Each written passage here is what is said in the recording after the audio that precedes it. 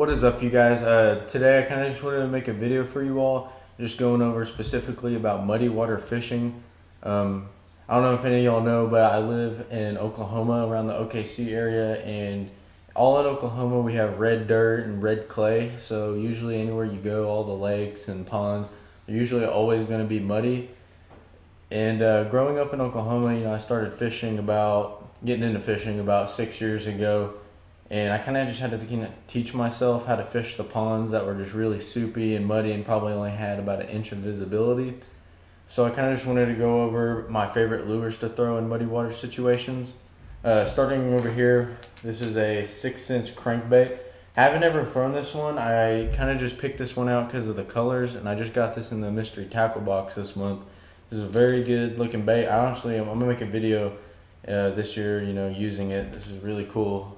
Lip on the square bill there. On crankbaits, what you really want to go for is just something that has some flash and vibration, because when bass, they're in dirtier water, they use this organ in their stomach. They can't really see, obviously, so what they do is they kind of sense and feed off of their prey from the vibration of baits. So this lure looks like it will give up a whole bunch of vibration, and it has very flashy colors, so that looks like that'd be a really good bait.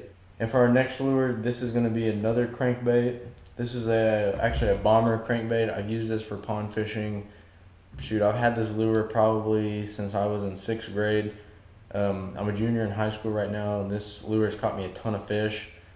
This one is a chartreuse with the blue back. This one would work very good. You can also use rattle traps that have maybe like a really flashy tone to them. They make ones with the all silver, all chrome. Those would work very good. Moving on, if you're looking to throw some top water around the banks or anything like that, I'd usually just stick with a white or a black. This one would probably be my go-to. This is a Buzzbait. I put this little jig trailer on the back to give it some more action to flop on top of the water. This would be a really good color. They can see and they can also hear it when it's coming across the water with the blades. If you've never fished a Buzzbait, this would work very good. And also, buzzbaits are really good. When you pull up to a new lake you maybe have never fished before, early in the mornings you may want to fish with topwater just to locate fish. I would never really spend more than about 10 minutes in one area at a time, just so you can locate the fish and find them before you actually start settling down and fishing more slowly or thoroughly. This would be a very good bait to throw. Moving on to our next lure, this is just going to be some of my go-to spinnerbaits. As you can see, obviously you want to throw brighter colors. And also with spinnerbaits, this is a very key tip. You also want to throw big blades, and I preferably like the gold just because they give out more flash when the sunlight hits them. This is a very good bait to throw, along banks of ponds and all that. This is probably one of my go-to, my favorite ones, also including this one. I picked this one up at Gander Mountain in Waco, Texas when I was spending some time with family. This one also this is a Colorado blade.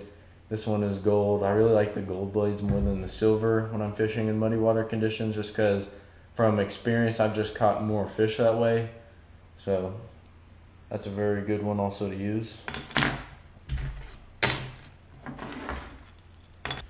And moving along to the other one, this one, if you're looking to fish more slowly and more thoroughly, this is a good one to throw. This is a little jig, that black and blue jig I have this craw trailer on it if you can't see.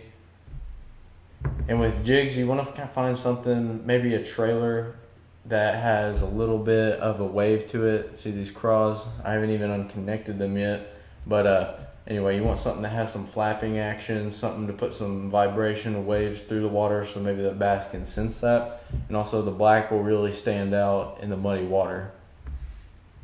Also like this football head jig. This is a very good one.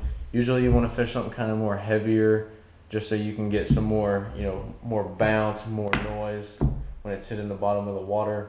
Like I said, this is just a little jig trailer I put in the back, so that'll give off a lot of action and waves and vibration going through the water. I don't have a trailer on this right now, but usually I throw something obviously bright. You can obviously throw the same thing if you wanted to find a chatterbait, black and blue chatterbait. That would probably work the best.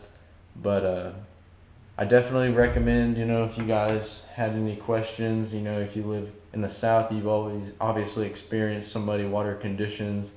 So I hope this video helped you guys out. Thank y'all.